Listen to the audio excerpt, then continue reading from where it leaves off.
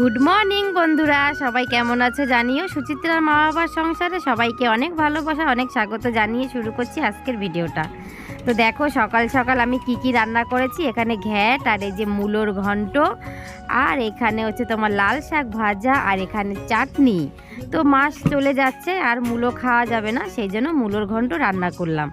তো তাড়াতাড়ি রান্না করে আমরা বেরিয়ে পড়লাম। তোমার দাদাভাই আর আমি একটু কলকাতায় যাচ্ছি, একটু কাজ আছে জানো তো। তো অনেক দিন ধরে কাজটা আটকে ছিল, তো তোমার দাদাভাই বাড়িতেও থাকছে না, কাজটা করা হচ্ছে না। তো ভেবেছি আজকে যখন বাড়ি আছে এই সুযোগে কাজটা করে নিই। তো দুজনে বেরিয়ে পড়লাম। আর এখানে দেখো আমি না এত বোকা কি বলবো, এখানে ঢুকতে গিয়ে ওই যে তোমার মেট্রোর যে টিকিট দেয় না, ওটা মানে ওখানে ঢুকতে গিয়ে ওটা আমার হাত থেকে পড়ে গেছে। তাই তোমার দাদাভাই আবার ওটাকে আনতে গেল। তো বন্ধুরা দেখো সকালবেলা তাড়াহুড়ো করে বেরিয়ে গেছি বাড়ির থেকে। একটা কাজ ছিল সেজন্য এসেছিলাম, তো কাজটা কমপ্লিট হয়ে গেল। এবার বাড়িতে যাবো। দেখো মেট্রোতে রয়েছি দেখো। তো এবার বাড়ির দিকে রওনা দিচ্ছি, চলো।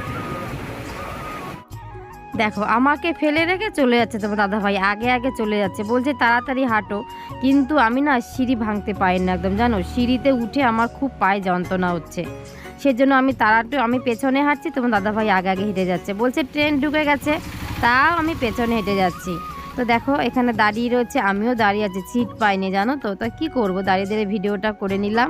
আর এই দেখো ট্রেনটা যাচ্ছে, আমি এটা লোভ সামলাতে পারলাম না, ভিডিওটা করেই ফেললাম ট্রেন যাওয়ার। এদিকে দেখো চলে এসেছি, আমরা মেট্রো থেকে নেমে বনগাঁ গাড়িতে উঠেছি। এত খিদে পেয়েছে, মনে হচ্ছে এখন রাক্ষস হয়ে গেছি আমি, এত খিদে পেয়েছে। হ্যাঁ আছে আছে, চলো।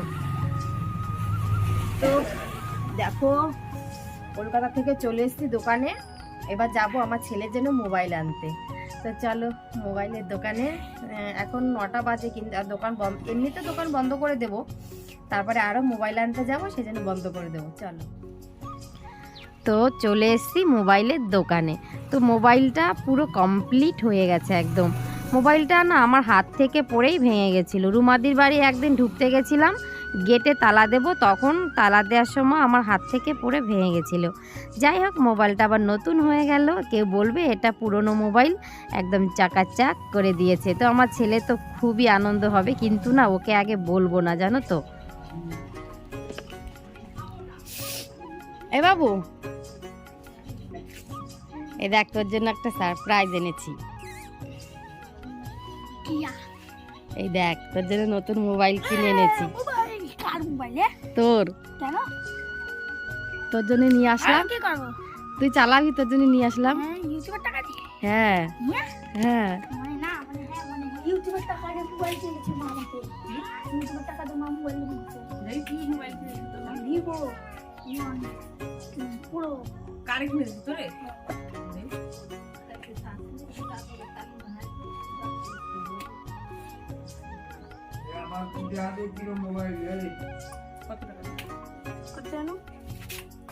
কুড়ি হাজার।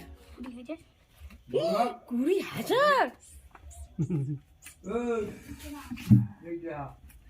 কবে আছে সেটা আছে কোনটা ইউটিউবের টাকা দিয়ে টাকা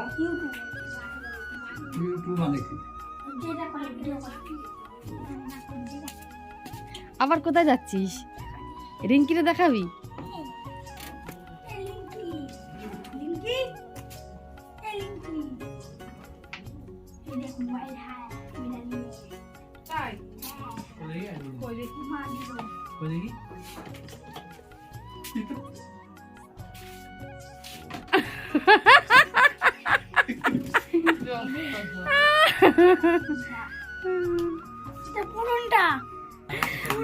পুরন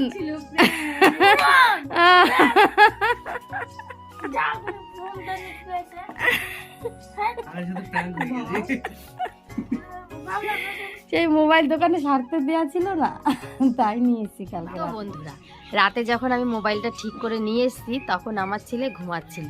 তো তোমার দাদাভাই বলল যে এখন আর দিতে হবে না, সকালে দিও।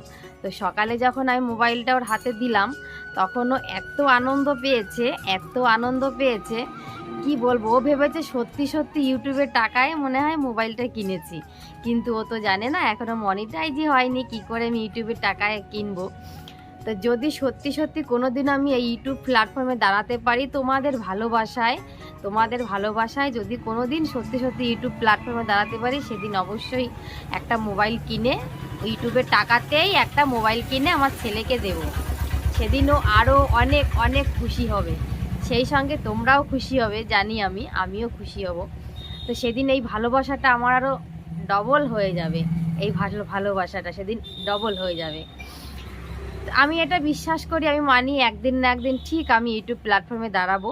যতই কষ্ট হোক, ঝড় ঝাপটা যতই আসুক না কেন আমার জীবনে, তবু একদিন আমি এই রাস্তাটা আমি ছাড়বো না। তোমাদের ভালোবাসায় একদিন আমি অবশ্যই দাঁড়াবো, আর সেদিন একটা মোবাইল কিনে আমার ছেলেকে অবশ্যই দেবো, এই আশা রেখে আজকের ভিডিওটা এখানে শেষ করছি। দেখা হবে নেক্সট ভিডিওতে, ততক্ষণ টাটা।